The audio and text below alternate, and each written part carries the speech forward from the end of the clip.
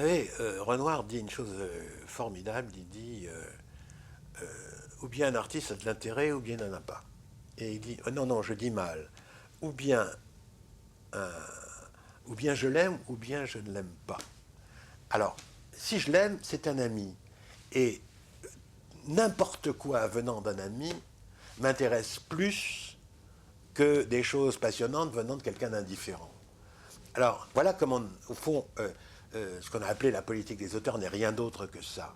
C'est-à-dire, nous étions, je parle de, enfin, je me mets parmi eux, mais je n'étais que tout petit spectateur de la cinémathèque parmi des gens qui s'appelaient Truffaut, Godard, Romer, etc. Bon, mais je parle de ma génération là.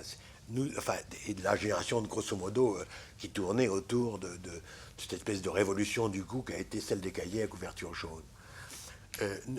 L'idée c'était ça, c'était même pas une idée, c'était évident. Nous vivions dans l'amitié de Cocteau, d'Hitchcock, de Renoir bien entendu, de Vigo, et n'importe quoi venant d'un ami nous semble, y compris Édouard Hermite, y compris certaines failles dans le jeu de Marais, peu importe, puisque le mouvement est là, l'élan est là, l'inspiration est là, et que l'inspiration, on sait bien d'où elle vient d'une voix, d'un regard qui est celui de Jean Cocteau.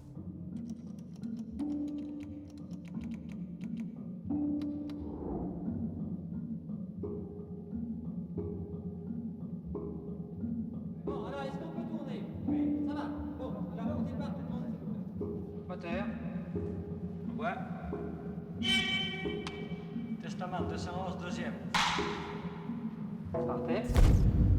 Cocteau, Jean, né en 1889, mort en 1963.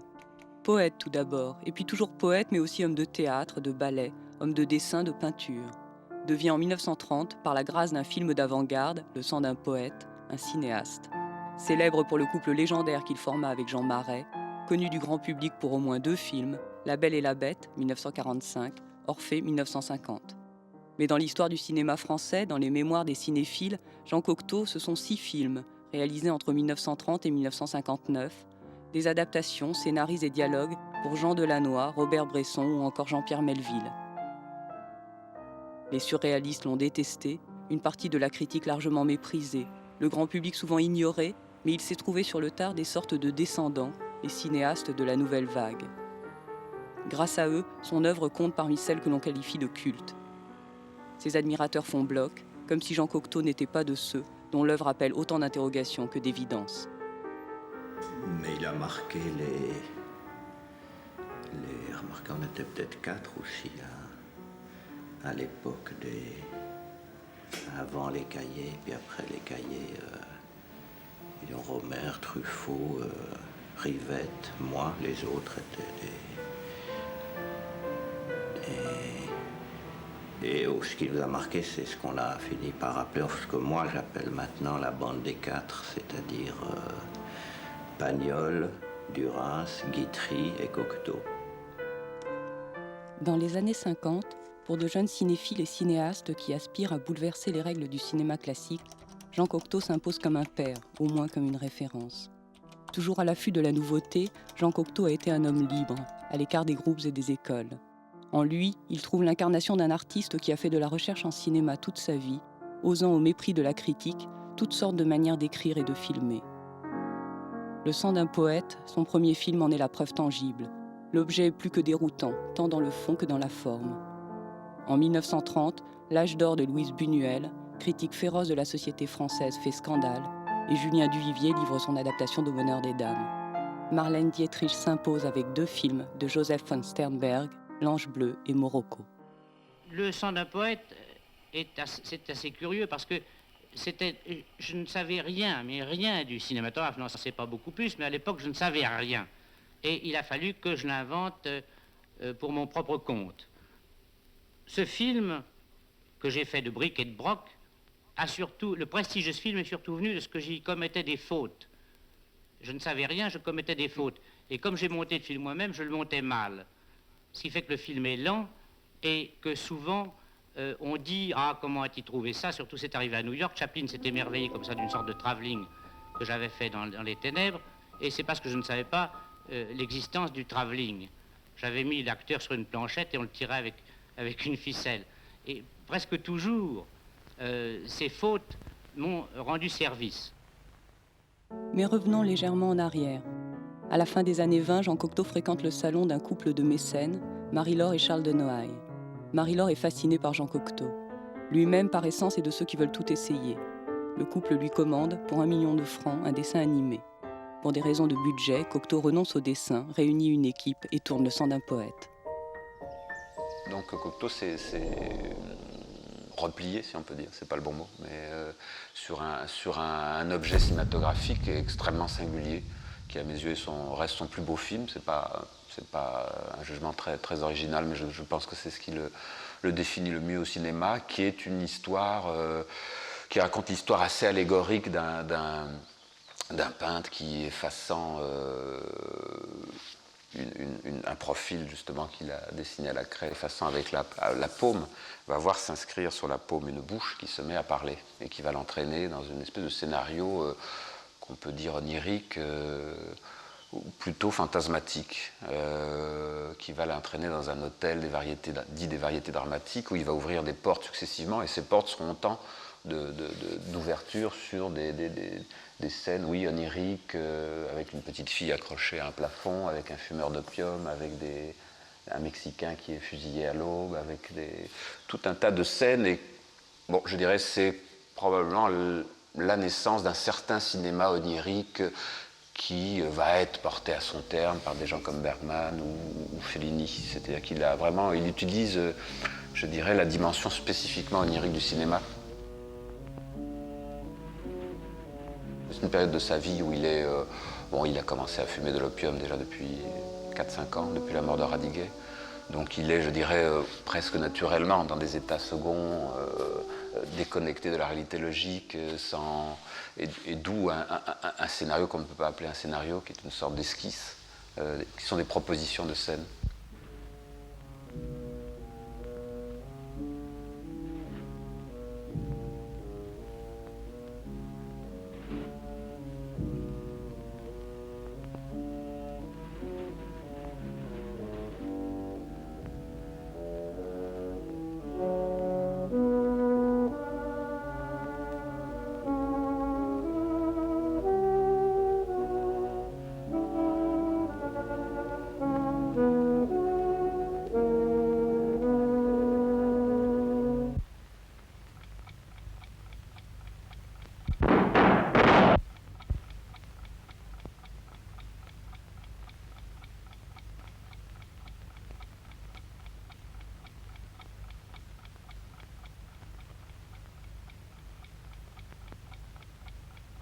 Au petit jour, le Mexique, les fossés de Vincennes, le boulevard Arago, une chambre d'hôtel se valent.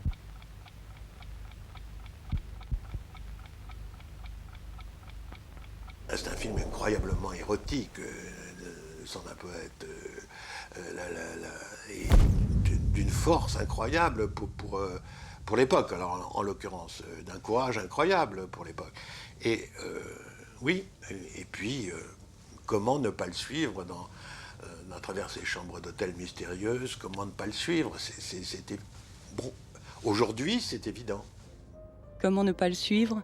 À l'époque, cette évidence est loin de s'imposer. Avec Le sang d'un poète, Cocteau est un peu perdant sur tous les tableaux. Trop expérimental, le film ne rencontre pas le grand public, il ne séduit pas non plus globalement le milieu intellectuel et artistique. Alors que les surréalistes tiennent le haut du pavé de l'avant-garde, Breton déteste Cocteau. Il rebaptise le film Les Menstrues d'un poète, tandis que ses amis dénoncent un plagiat des films de Buñuel. Les attaques sont violentes, Cocteau profondément blessé. Pendant plus d'une décennie, il ne touchera plus à la caméra. Quand Cocteau revient vers le cinéma, ce n'est plus avec l'amateurisme de 1930. Son personnage a gagné en stature, il a accumulé des succès littéraires et théâtraux. Désormais, pour les producteurs de cinéma, c'est un professionnel. On l'appelle une première fois, en 1942, pour adapter Le Baron fantôme de Serge de Poligny, dans lequel il fait d'ailleurs ses débuts comme acteur. Puis il écrit L'Éternel retour pour Jean Delannoy l'année suivante.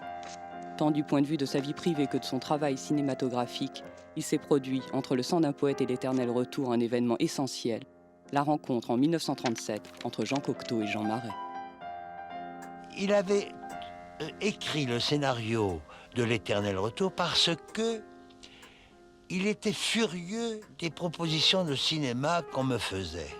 Il me disait, tu comprends, tu es un héros et tu dois tourner des grandes histoires d'amour. Et depuis que la littérature existe, il n'y a que 2 grandes histoires d'amour.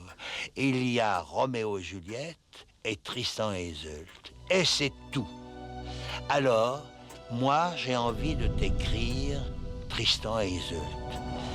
Mais je vais le transposer en moderne. Et il a demandé à Delannoy de faire la mise en scène. C'est lui qui veut faire de Marais une idole plus qu'une vedette. Ça, c'est quelque chose qu'il a eu très fort toute sa vie. Il a fait ça avec Radiguet, il a fait ça avec Jean Marais, et il a fait ça avec Genet, de façon plus nuancée. Il va vers le légendaire pour donner à Marais une stature de légende, et ça marche. Et Cocteau en profite quand même, il en bénéficie en tout cas. Vous avez travaillé ensemble, même sur l'écriture de l'adaptation ? Toujours, on a toujours travaillé ensemble, toujours. La seule chose qui n'est pas faite, c'est de travailler sur le plateau, parce que sur le plateau, il s'agit de... Mais il venait beaucoup, ça l'intéressait évidemment. Nous étions à Nice, ils habitaient le Negresco à Nice. Moi, j'avais une maison un peu plus près du studio. Et il venait tous les jours, ou même pas tous les jours, mais enfin, il s'intéressait beaucoup, d'autant plus que Jean Marais tournait. Cocteau, scénariste, fait l'expérience de la confrontation avec les impératifs du cinéma commercial et d'un metteur en scène classique à succès. S'ils écrivent ensemble, la relation entre Jean Delannoy et Jean Cocteau ne va pas sans tiraillement. Le premier veut être efficace, applique des méthodes qui ont fait leur preuve auprès du grand public.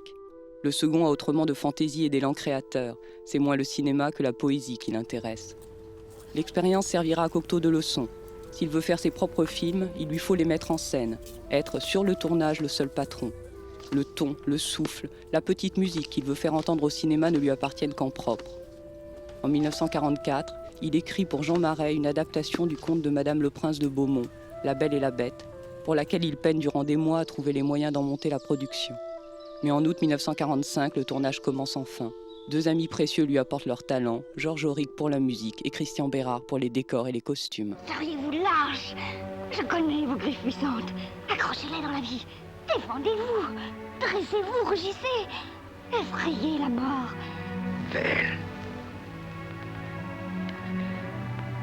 si j'étais un homme, sans doute, je ferais les choses que vous me dites. Mais les pauvres bêtes qui veulent prouver leur amour ne savent que se coucher par terre et mourir.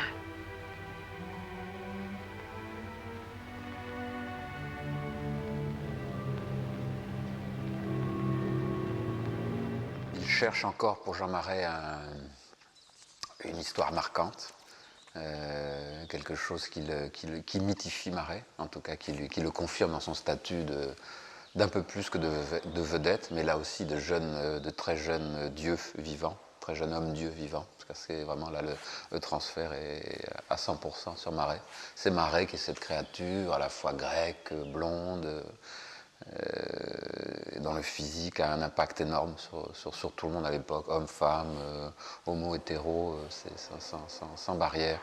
Donc Cocteau cherche délibérément un nouveau sujet, mais qui permette à Marais de ne pas jouer sur sa beauté, mais au contraire d'essayer de faire sortir son talent dramatique, qui était quand même parfois contesté. Et donc ça, je dirais, c'est l'aspect quasi affectif, amoureux et conjugal de l'affaire. Après, il y a une lecture plus biographique, c'est que la bête qui finit par attendrir la belle, c'est Cocteau qui finit par attendrir Marais, parce qu'au départ ce n'est pas le cas. On me téléphone, je décroche, et c'était Jean Cocteau qui était à l'appareil. Il me dit, venez tout de suite, il y a une catastrophe. Je dis, bien, je viens. Et je cours à l'hôtel de Castille, on m'annonce, je monte, je frappe, on me dit entrez, et je dis dans l'entrebâillement de la porte, je dis, mais qu'est-ce qu'il y a? Il me dit, il y a une catastrophe, je suis tombé amoureux de vous. Alors, je suis resté 2 secondes à me dire, mais c'est pas possible, c'est pas vrai. Et puis je me suis entendu dire, moi aussi. Et j'ai menti. J'étais, en somme, un petit arriviste, prêt à faire n'importe quoi pour jouer un rôle. C'est affreux, mais c'est comme ça. Mais effectivement, là où la légende recoupe la réalité, c'est que Marais a fini par aimer Cocteau à rebours, si on peut dire, en tout cas déplacé dans le temps, et a fini par lui donner, peut-être même trop d'ailleurs à la fin, sur les années après la mort de Cocteau, tout cet amour qu'il avait reçu. Donc il y a quelque chose d'assez troublant dans le déplacement des affects. Et quand même là où ça touche très personnellement le Cocteau, c'est que pendant le tournage, il a souffert d'une monstrueuse maladie de peau, qui était aussi le cas de Marais, qui souffrait sous son masque de bête, qui mettait chaque matin de 3 à 4 heures à installer. Et donc Marais a eu de violentes allergies faciales, et Cocteau en a eu de 10 fois plus puissantes. Donc il y a cette espèce aussi de... Bon, il se passe quelque chose dans ça, je dirais, dans la capacité mimétique de Cocteau, qui est vraiment très profonde et très extraordinaire. Il va jusqu'à intérioriser ce rôle qui, en fait, en partie sort de lui aussi. Vendredi 28 septembre 1945.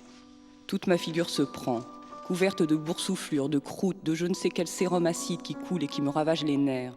J'aurais fini les extérieurs ce matin, je suppose. Darbon m'offre de rentrer à Paris à 11h. Qu'y ferais-je? Je souffrirais dans ma chambre. Le furoncle de Jeannot va mal. Hier, en décollant son masque, il était livide. La colle arrête la circulation. Cette lutte pour le film est cruelle. Je me demande s'il faudra l'interrompre. Cocteau fait naître la belle et la bête dans la douleur. La souffrance, pour autant, n'évacue pas le plaisir d'un travail pleinement collectif et réalisé dans l'amitié. Il ne concevra jamais autrement l'élaboration cinématographique. Tout de suite, nous avons pris le rythme. Sur le plateau, on était baignés dans une espèce d'atmosphère. D'ailleurs, tout le monde adorait Cocteau, les électriciens l'appelaient mon général. On a vécu, même la nuit, même le soir, tout ça, dans ces personnages extraordinaires. Cette atmosphère qui baignait la troupe et les acteurs et tout ça, ça a été magique. Cocteau nous emmenait là sur ses ailes de poésie et tout le personnel l'adorait, et vraiment.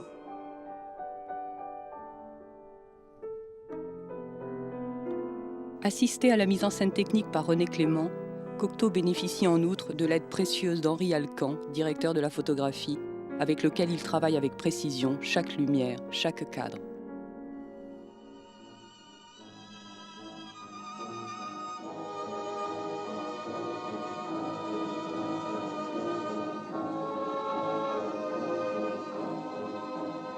Cocteau aussi me disait, Alcan, il faut prendre comme référence picturale des peintres du XVIIe siècle, notamment Vermeer ou Peter de Hock.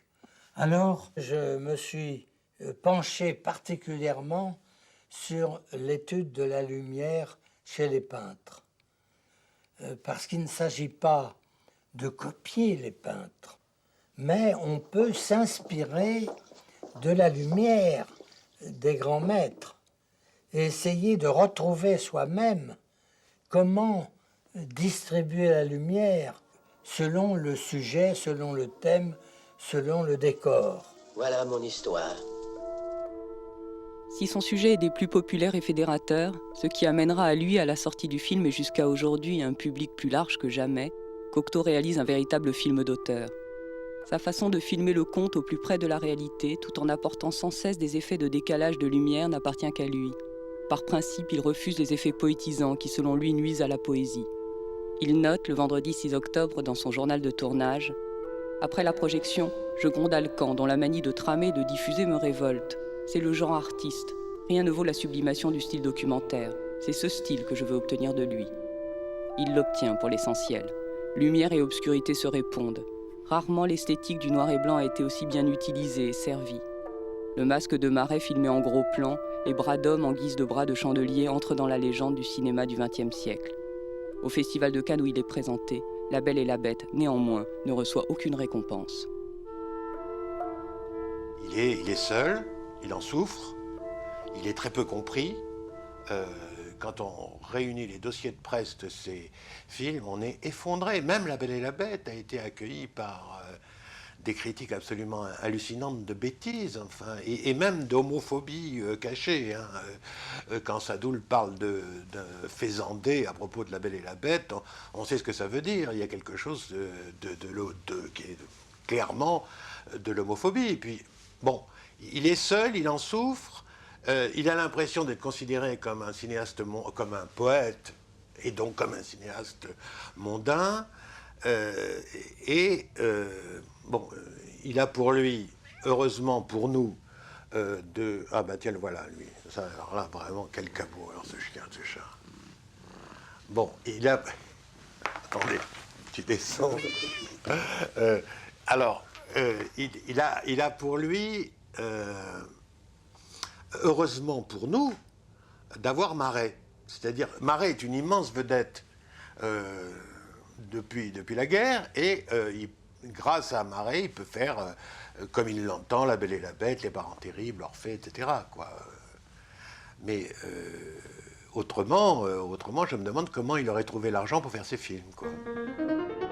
Cocteau écrit Les Dames du Bois de Boulogne pour Robert Bresson, réalise assez classiquement L'Aigle à deux têtes avec Edwige Feuillère et Jean Marais, puis toujours avec Marais et Yvonne Debray, sa propre adaptation des Parents Terribles. En 1949, il s'attaque à la transposition à l'ère moderne du mythe d'Orphée, dans un film aussi personnel que Le sang d'un poète. Aux côtés de Jean Marais, sorte de substitut de Jean Cocteau lui-même et qui incarne Orphée, Maria Cazares interprète la princesse de la mort et François Perrier Heurtebise, le messager de la mort. Le récit est mené de manière assez linéaire et à bien des égards assez conventionnel dans le rythme, mais il s'agit bien d'un film de Cocteau. Tous ceux qui ont vu Le sang d'un poète retrouvent dans Orphée les images qui ont fasciné Cocteau. La traversée du miroir, les avancées difficultueuses des personnages aux prises avec le temps et l'espace, la mort du poète. À celle-là s'ajoutent des trouvailles, les motards venant personnifier les anges de la mort, la matérialisation de la zone, cet espace indistinct entre les vivants et les morts, le tribunal de la zone, la voix de la mort diffusée par les ondes de la radio de l'attraction avant d'Heurtebise. Votre mari écoutait les cours de la bourse. Montez derrière. Je te dérange? Je prenais mes postes ici pour ne pas te déranger à la maison. C'est un bruit qui fait peur. Ne commettez pas d'imprudence. Quelles imprudences. Orphée ne me voit pas et je touche sa joue. C'est merveilleux. Le rétroviseur. Eurydice. C'était fatal. Pour cette magie-là, on en oublie les faiblesses du film, le jeu parfois faux de Marais, le simplisme de certains dialogues ou les imperfections techniques de la réalisation.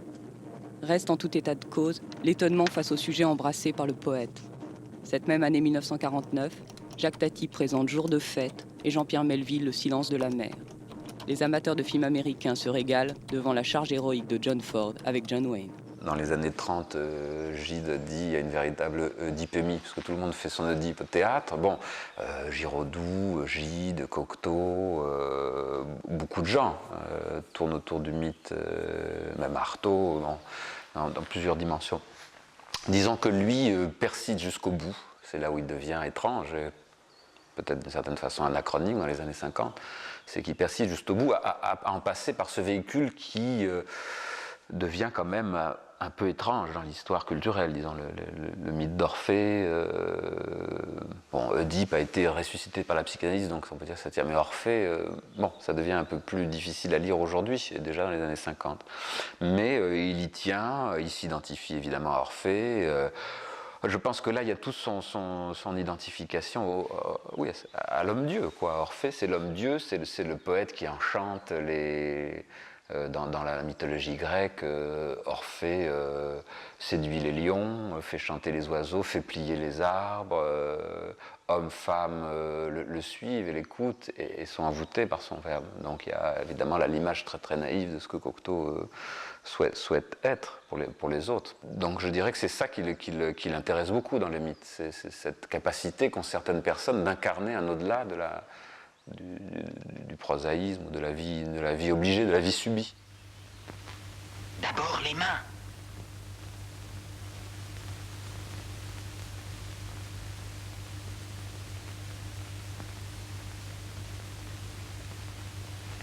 Auriez-vous peur? Non, mais cette glace est une glace. Et j'y vois un homme malheureux. Il ne s'agit pas de comprendre. Il s'agit de croire.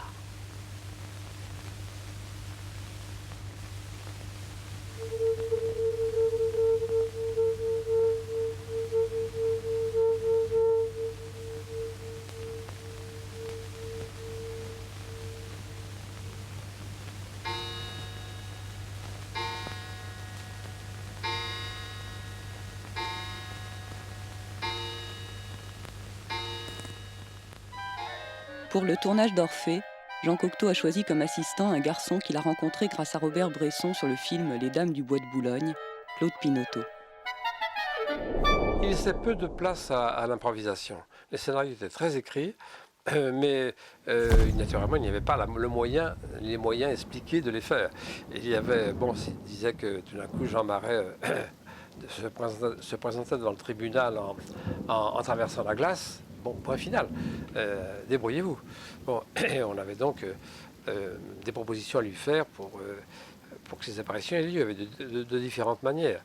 Le mercure, par exemple, quand la main rentre dans le mercure, ou bien on escamotait une glace, la caméra était profil, on voyait Marais apparaître, la caméra faisait un mouvement pour voir réellement qu'il y avait une glace et voir le reflet de Jean Marais dans la glace, mais quand on commençait profil, la glace n'y était pas, on la glissait vite derrière. C'était élémentaire, c'était des trucages avec le spectre aussi, qui est un système utilisé par les forains, avec des glaces et des lumières et des vitres, où on change les lumières et tout d'un coup une personne apparaît. Donc tout ça était très amusant, c'est un jeu de chercher des trucages de ces sortes-là, et comme ça Cocteau obtenait ce qu'il voulait.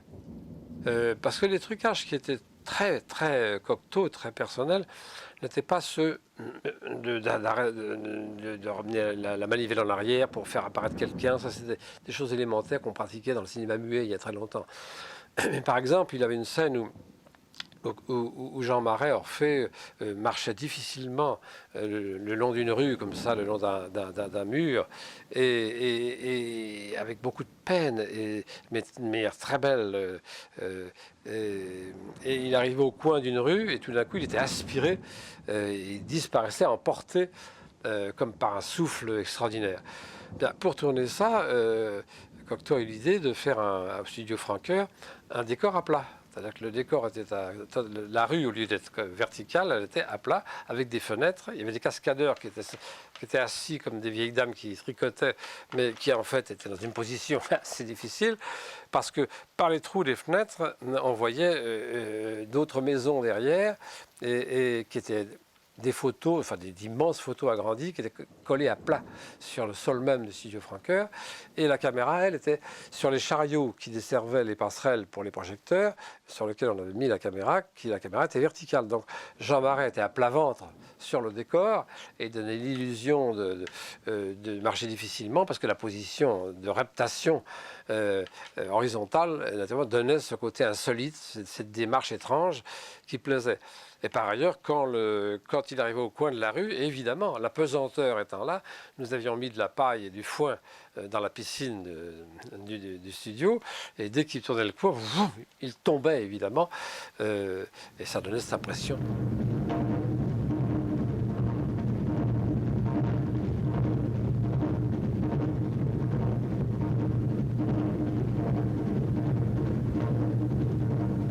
n'est plus le même voyage.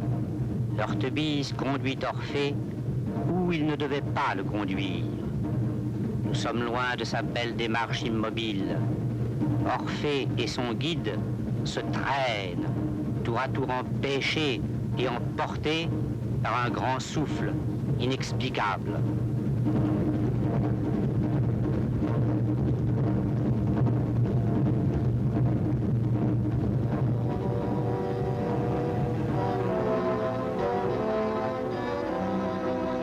Pour lui, réellement, avec lui, on est réellement dans cette, ce qui pourrait être une définition de la poésie. Il y en a 5000 et puis il n'y en a pas.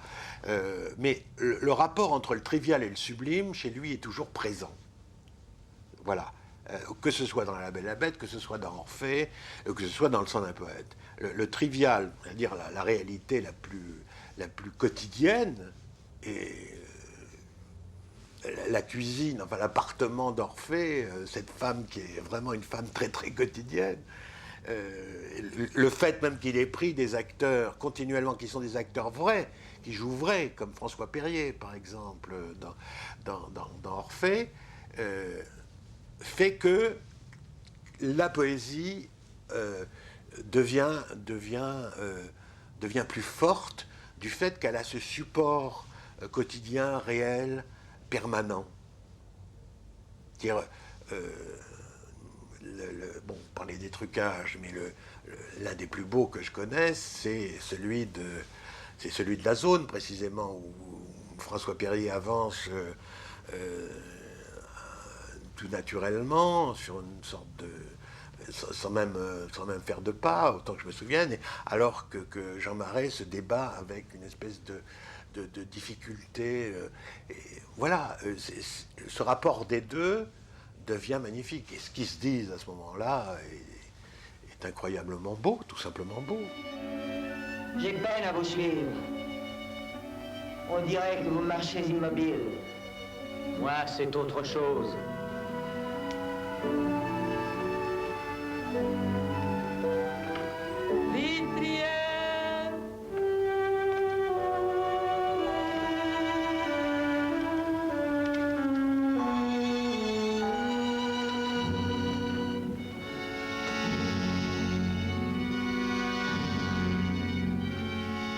Que font ces gens qui rôdent?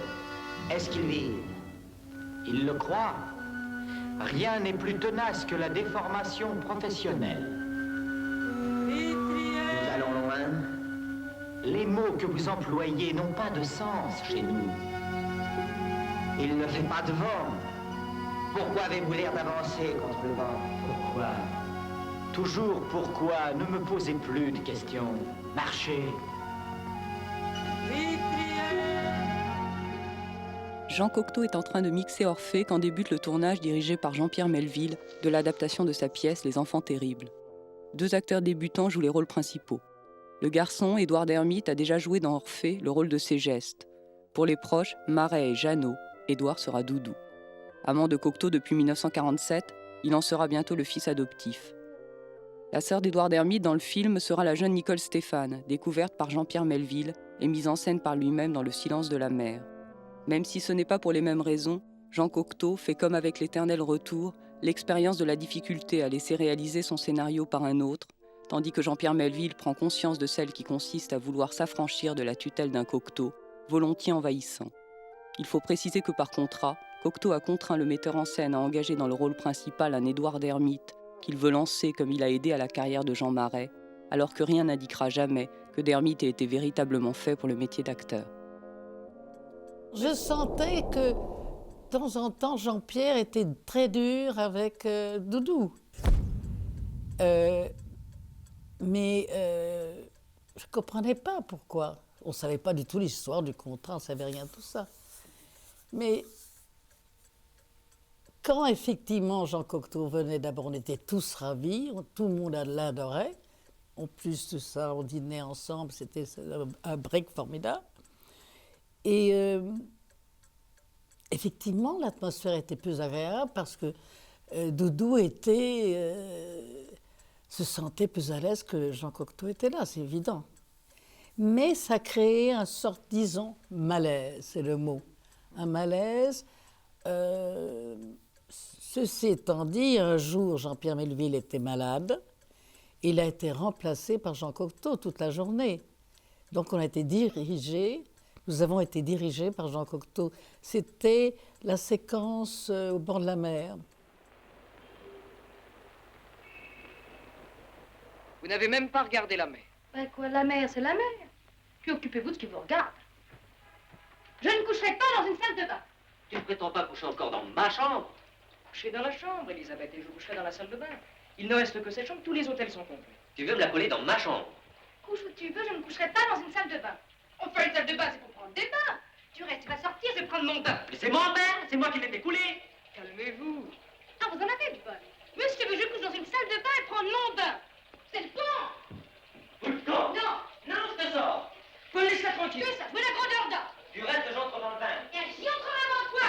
Essaie. Bien, j'y entrerai avant toi. Travailler, tu m'auras volé mon bain. À bien des égards, Les Enfants terribles sont l'occasion d'un remaniement essentiel dans la seconde partie de vie de Cocteau. Par l'intermédiaire de Nicole Stéphane, il fait la connaissance d'une jeune et riche bourgeoise fortunée, Francine Weisweller, avec laquelle il tombe en amitié et qui assurera la rallonge de financement dont le film de Jean-Pierre Melville a besoin.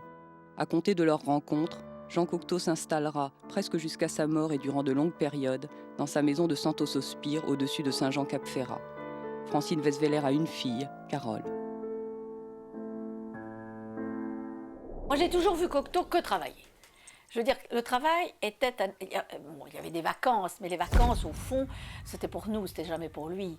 Bon, alors on a voyagé un petit peu, on allait en Espagne, on allait en Italie, mais Cocteau, je l'ai toujours vu. Bon, il se levait vers 9h, 9h30 le matin, il allait... Ma mère avait installé, attenante à la maison, une ancienne serre qu'elle avait transformée en atelier, qui était une grande pièce, mansardée, où Cocteau avait une espèce d'énorme table tréteau où il travaillait. Alors, il écrivait, il dessinait, il peignait. S'il n'écrivait pas, je l'ai toujours vu un crayon à la main. Bon. Ou alors, il tricotait les mots, c'est-à-dire qu'il parlait. Mais Cocteau était toujours en activité. Cocteau accumule les honneurs, mais Cocteau irrite. Le personnage public y est pour beaucoup. Il ne parvient jamais à effacer son image de touche-à-tout, même s'il se défend en plaidant que le poète peut sauter de branche en branche pourvu qu'il reste sur le même arbre. Son cinéma contribue à l'irritation, voire au rejet que parfois il provoque. Les doubles de Cocteau dans ses films, Jean Marais comme Édouard Dermite, jouent souvent, comme Cocteau lui-même dès qu'il est devant un micro ou une caméra, à la limite de l'excès, du précieux, parfois du ridicule. Il y a chez eux, comme chez lui, une emphase particulière qui agace. Si je vous dis le ridicule, le grotesque chez Cocteau, ça vous inspire quoi?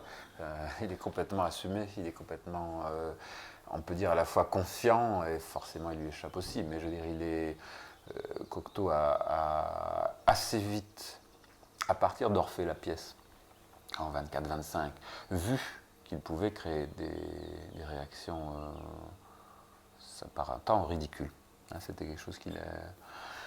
Et lui, il l'a interprété assez vite comme je choque parce que je suis personnel, je suis moderne, je suis libre, j'invente des formes, et les gens se déforment par le rire.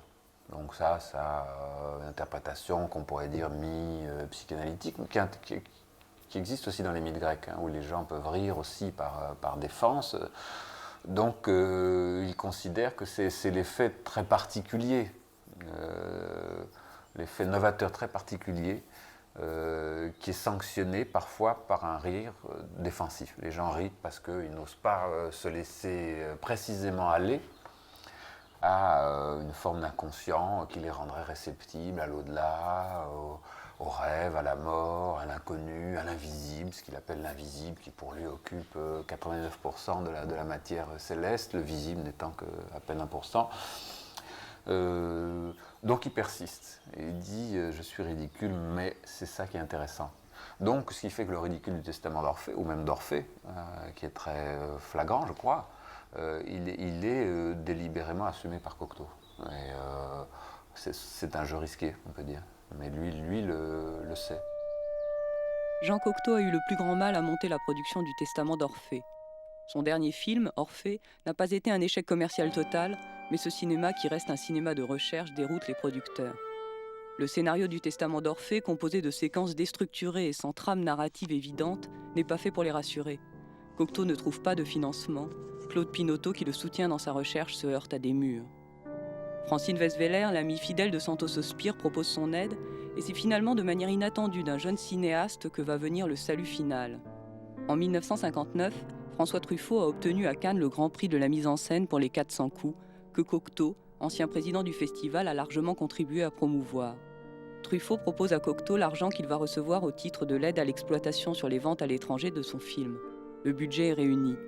Les amis de Cocteau, Jean Marais, Pablo Picasso, Yul Brynner, Daniel Gélin ou Charles Aznavour, qui viendront jouer dans le film comme on rend visite à un ami, acceptent de tourner sans cachet. Ce film sera une espèce d'ombre chinoise de ma vie. Je vous ai dit, la mienne, hélas, ne pourrait se raconter ni prendre sous aucune forme allure anecdotique. C'est une longue lutte contre les habitudes, contre les autres, contre moi-même, un épouvantable mélange de conscience et d'inconscience, de désordre et de rigueur, une silhouette pareille à celle qu'on découpait au XVIIIe siècle dans le papier noir. Le Testament d'Orphée contient quantité de clés sur l'œuvre et les obsessions de Cocteau. C'est comme un grand banquet final où sont conviés les éléments d'une vie. Cocteau reprend toutes les astuces formelles qui ont hanté son cinéma. Miroir, montage à l'envers, décalage de la bande-son. Plus que jamais, le film de Cocteau ressemble à un songe éveillé, entre rêve et cauchemar. Le Sphinx, Édipe, ce qu'on a trop voulu connaître, il est possible qu'on le rencontre un jour sans le voir.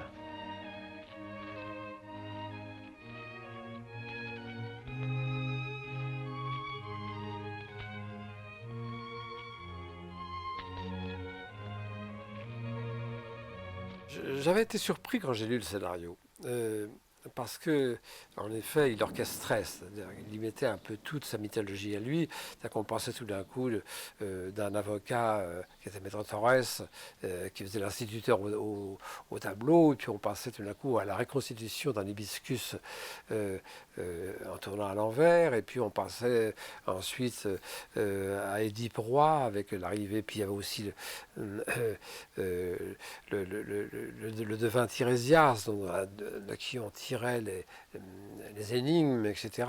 Et puis il y avait en effet Minerve qui brandissait sa lance et qui tuait Cocteau, qui finalement n'était pas vraiment mort. Bon, là, tout ça mis bout à bout dans un scénario était un peu déroutant. Et comme m'avait fait le grand honneur d'être son conseiller technique, d'être son metteur en scène technique, j'avais été le voir en lui disant « Mais Jean, je n'ai pas tout compris, donnez-moi vos clés. Parce que pour que je puisse vous servir totalement, donnez-moi le mouvement du film et la raison. » Bon. Et il m'a dit « Non, ne cherche pas à comprendre ces enchaînements, etc. Ça tient lieu de...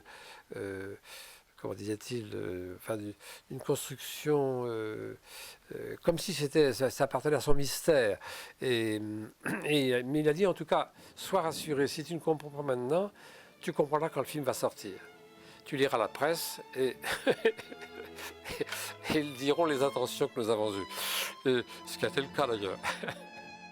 Jusqu'ici, j'ai eu la chance de donner corps à mes rêves, ou du moins à ce que je rêvais de montrer sur un écran. J'ai pu montrer ce que les gens superficiels trouveront absurde, mais qui pour les autres représentera le phénomène du rêve partagé. Par rêve partagé, j'entends ce privilège que possède le cinématographe de nous permettre tous de rêver ensemble un même rêve, car raconter ces rêves assomme les autres, qui ne les ont pas rêvés. Mais inviter les autres dans nos rêves est une autre affaire, et c'est ce que le cinématographe a d'admirable. Je précise ici que par rêve, je veux dire ce à quoi je pense, non pas dans le sommeil, où je perds le contrôle, mais dans ce domaine où le conscient et l'inconscient s'épousent et mettent au monde les monstres délicieux qu'on nomme poésie. J'ignore pas que je serai moqué, que je serai insulté, que déjà on commence à employer la méthode parisienne qui discrédite par avance tout ce qui risque de changer les règles du jeu. J'entends dire le film de Cocteau est immontable, des niaiseries de ce genre. Au reste, je ne cherche pas à changer les règles du jeu. Les jeunes cinéastes le savent à merveille et que je me paye à la fin de ma vie le luxe de faire ce qui me plaît. Et au lieu de le donner en exemple, de l'offrir en cadeau à toute une jeunesse qui, depuis un demi-siècle, m'a toujours soutenu contre la sottise. Ma seule recommandation au public sera, pour le prier, de laisser au vestiaire son bagage intellectuel et ses armes. Ni fleurs, ni couronne. Nous, il nous a semblé qu'il était par excellence un auteur de film. Et en même temps, ce que je trouve avec lui de magnifique, c'est que c'est le naturel. Enfin, je veux dire, plus je vais, plus je pense que le geste créateur doit rester naturel, doit être naturel, doit tout faire pour être naturel. Et du reste, rien n'est plus naturel dans la conception, la réalisation, la façon dont il se met lui-même au centre de l'image que le Testament d'Orphée. Je crois vraiment que c'est le film qui donne la clé de tout le reste, à la fois par l'humour, par l'obsession d'un au-delà, le jeu avec le temps, et en même temps, cette façon qu'il a à la fois modeste mais en même temps péremptoire, d'être poète. Enfin, Godard disait de lui à un certain moment que ce qui avait de merveilleux avec Cocteau, c'est qu'il était poète comme d'autres sont plombiers, c'est-à-dire aussi simplement que ça. Ironie de l'histoire, l'une des scènes formelles peut-être les plus parlantes, les plus réussies, doit beaucoup au hasard. Après le premier bout à bout de montage, il apparaît que le film est trop court.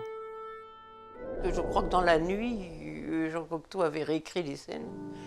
Dans la nuit, il lui fallait pas longtemps pour réécrire des scènes, pour contacter les acteurs, Il a retourné 2 jours, hein. Ce tribunal, c'était 2-3 jours. Cocteau réunit ses acteurs d'Orphée et conçoit une scène de tribunal où il est lui-même l'accusé, avec une forme de narcissisme qui n'a d'égal que sa force d'autodérision. Nous sommes la commission d'enquête d'un tribunal devant lequel vous aurez à répondre de certains de vos actes. Ce tribunal désirerait savoir si vous plaidez coupable ou non coupable. Voulez-vous donner lecture des 2 chefs d'accusation? Primo, vous êtes accusé d'innocence, c'est-à-dire d'atteinte à la justice en étant capable et coupable de tous les crimes au lieu de l'être d'un seul, apte à tomber sous le coup d'une peine précise de notre juridiction. Secondo, vous êtes accusé de vouloir sans cesse pénétrer en fraude dans un monde qui n'est pas le vôtre. Plaidez-vous coupable ou non coupable? Je plaide coupable. Dans le premier et le second cas, j'avoue être cerné par la menace des fautes que je n'ai pas commises. Et j'avoue avoir souvent voulu sauter le 4e mur mystérieux sur lequel les hommes écrivent leurs amours et leurs rêves. Pourquoi? Sans doute par fatigue du monde que j'habite et par horreur des habitudes. Aussi par cette désobéissance que l'audace oppose aux règles et par cet esprit de création qui est la plus haute forme de l'esprit de contradiction propre aux humains.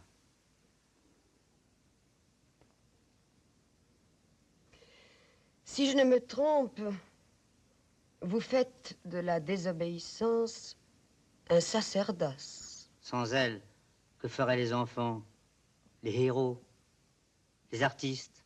Ils ne compteraient que sur leur bonne étoile. Nous ne sommes pas ici pour assister à des joutes oratoires. Posez cette fleur sur la table.